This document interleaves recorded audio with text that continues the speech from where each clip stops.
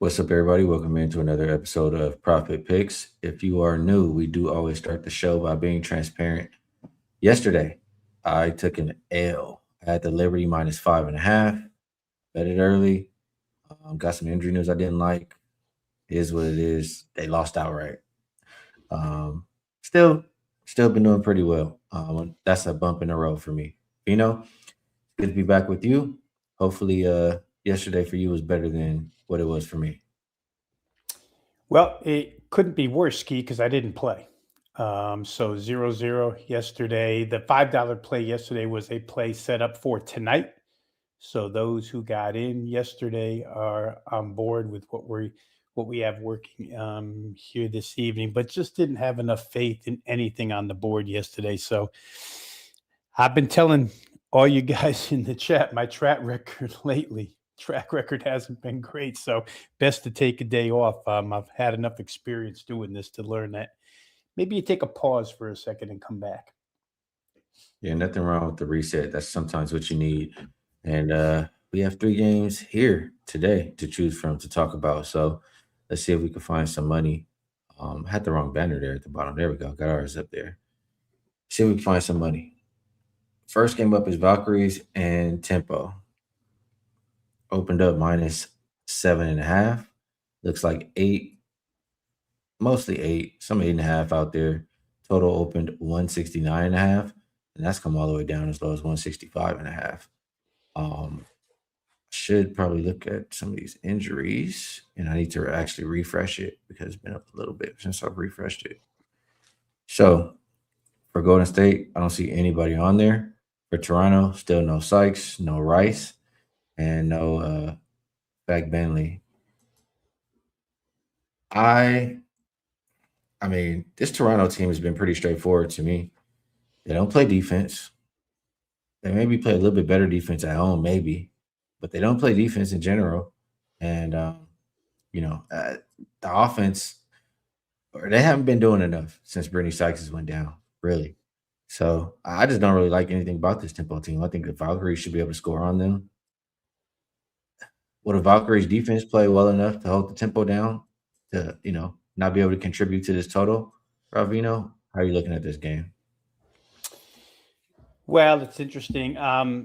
Toronto's been over this particular total, I think, 8 of their last 9. And you mentioned the reasons why. They don't play any defense. They do score. But the problem with scoring against Golden State is that your real only option at this point is Marina Mabry, and Golden State has wings that can defend Mabry. And she goes crazy against teams that can't cover her. But there's been a couple of instances where teams had defenders that could match up with her, and it just doesn't go her way. Now, they played a poor game on Sunday, I think it was, Skee, or whatever their last game was. Toronto was pretty poor offensively. Um, but the list of injuries was huge. And Julie Alaman was in that list. And when you lose another guard, so that made it 3 guards, it becomes really tough for Mabry. So I can almost excuse that because Alaman's back in the lineup tonight. Maybe they get a little more offense here. Golden State's in the third road game in 5 days, I think. So maybe the defense lets up a little bit. They shouldn't have any problems scoring. They shouldn't have any problems shooting their threes. I'm almost tempted to play this game over the total at this point because you don't get a lot of Toronto games in this range. But then again, trying to get to 166 or 167 in a Golden State game sometimes is like pulling teeth. That game the other night against Washington, 62-49, was like watching a game from the Stone Age. So maybe you get a little bit different result here tonight because Toronto's a different opponent than Washington, but I just don't know. Like I say, something in me says this price tag, you just have to play Toronto over because of their shortcomings on D, and they can score, and Golden State should be able to score. But, you can definitely counter that by saying, hey, Rob, Golden State's just too good defensively. Toronto's not going to do anything against them. So may have to let this one go. The price just seems high too, Skee. Really quick, I know you mentioned the other day that Golden State's getting a lot of respect in the point spread at this point in time because of the run that they're on. They did cover the other night against Washington, but I'll say again, they're laying 7.5, 8 here. And even with me climbing them in the power ratings, I only make them 4.5 in this game. So, there is something baked in here to the Golden State side for sure. Wonder what it could be. Wonder what it could be. Yeah, I personally don't trust the tempo. That's just what it is for me. I feel like, the phrase I say all the time is, I've seen enough. I don't need to see any more until Brittany Sykes or they get some players back into the lineup. I've seen enough. Our next game up, we'll go Lynx and Sun.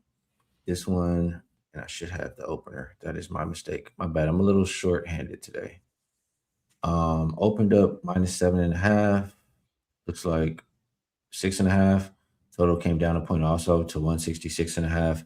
As far as the injury report, you have Olivia Miles still game time decision, and I want to say that was more like, yeah, she's doubtful for tonight.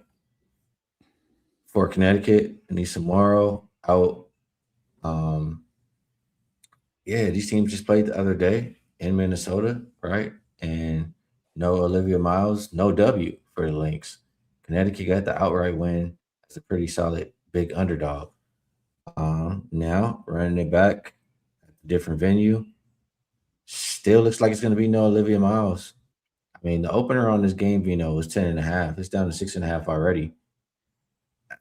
Is that enough to get in with the Lynx? I would say if you like the Lynx, you probably even waited even more because it doesn't look like she's going to play.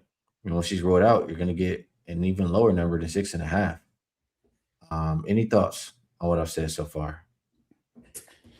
Well, I think there's been a couple of shifts in what Connecticut's trying to do now. I think they, evaluated, experimented with all their parts and what they've gone to and what they went to the other day, which I know you pointed this out in the Minnesota game against the Liberty, because that night I had said that Minnesota could suffocate the perimeter, but then you kind of countered with saying, well, what's Minnesota going to do against the New York front court?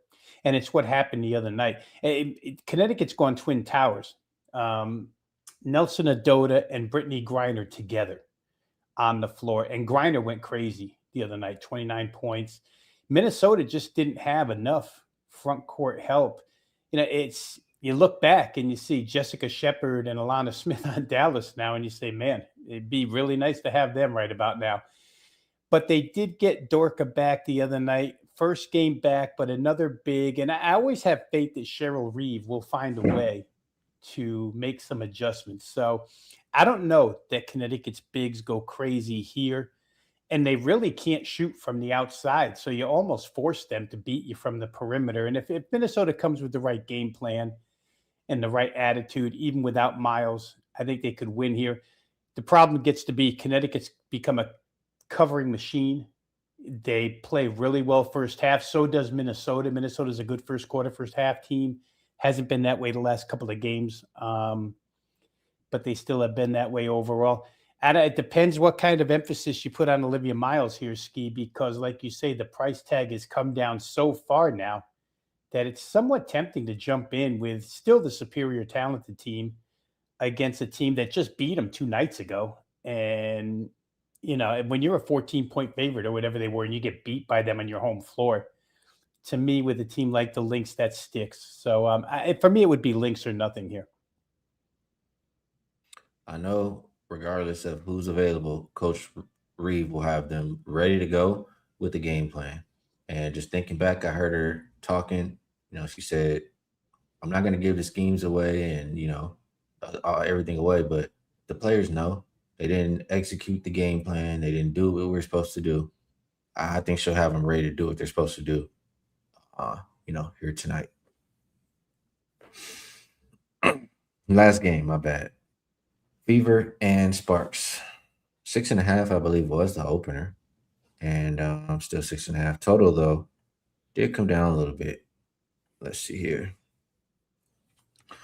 Open 184.5. I'm seeing it as low as 182.5 out there.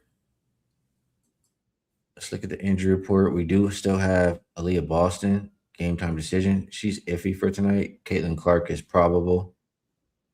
For the Sparks, no Plum, no Cameron Brink. I mean, No Plum, no Brink, no me. I couldn't push the button on the Storm last game just because of the luck that I've had with the Storm lately. I was regretting it, but the Sparks have just been terrible without Kelsey Plum on the floor. That's just it is what it is. Um, if Philea Boston is out, obviously that does help them. Maybe they could, have some more success inside, but it's just not enough shot creation, not enough good outside shooting for the Sparks. It's hard for me to trust them. I honestly think that this game could be an under game. I just don't like the thought of, you know, I know the fact that they play better defense when Caitlin Clark doesn't play, and I'm expecting her to play tonight. And Aaliyah Boston being the iffy one could leave the paint open for opportunities. That's the only thing holding me up. But I was thinking about under in this game. That's probably the closest I can get to betting it. What do you think, Vino? Well, they played June 27th, so that's about 11 days ago. Indiana destroyed them in Indiana by 24 points. Kind of the same personnel. Kelsey Plum wasn't there. Cameron Brink wasn't there. Caitlin Clark wasn't there. Ty Harris started at point, and they scored 111 against the LA Sparks. LA offensively looked like a disaster the other night against Seattle. Skee. There's just no, aside from NECA, there's just no options on this team. I mean, Ray Burrell at points in time can score. They obviously have Wheeler and Atkins, and at points in time they can score, but they just don't look like they play well together. I'll say this. The other night, they shot 33% from the floor. They only made 22 buckets the entire game. 4 of the 5 starters shot 38% or worse. They had severe turnover and offensive rebounding issues in that game. They got crushed with turnovers without Kelsey Plum out there. Like you say, the ball handling is kind of a mess. And offensive rebounding, Indiana happens to be the number 1 team in the league offensive rebounding. So for Seattle the other night, just to point this out, the Sparks missed 41 shots. So there were 41 defensive rebounds available. Seattle got 37 of them.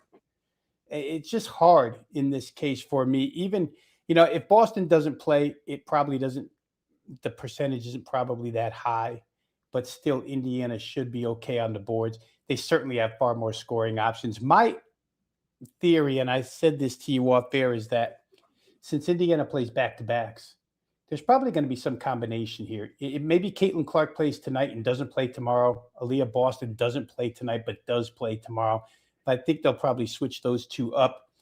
Regardless, like I say, same game took place not too long ago, and it was a 24-point rout.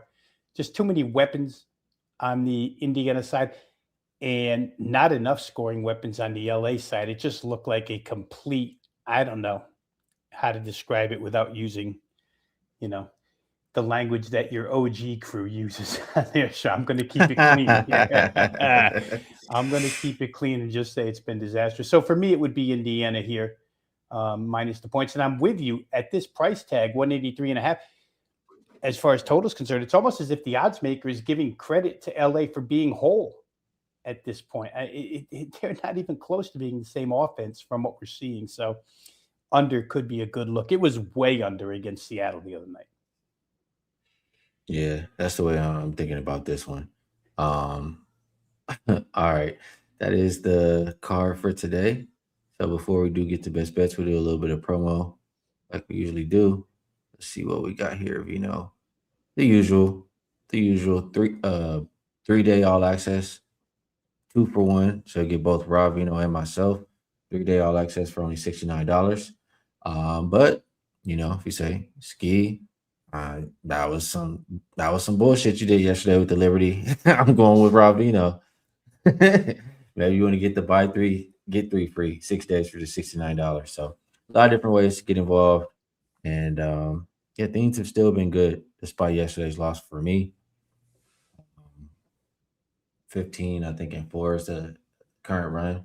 So, and I know Vino, you're on a good run too, despite having a bad day the other day. So, anything else you'd like to add, Vino? And promo wise, we feel free. And if you have a best bet for the show, we'd love to hear it. If you don't, it's all good.